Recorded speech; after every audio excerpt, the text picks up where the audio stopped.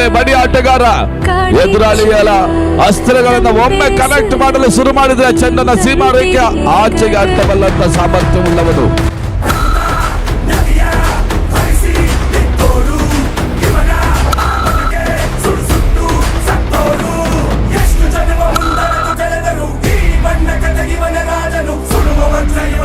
ಅಂಬಿ ಸಚಿನ್ ಇನ್ನೋರ್ವ ಕ್ರಿಕೆಟ್ನ ಹೆಸರಾಂತ ಆಟಗಾರ.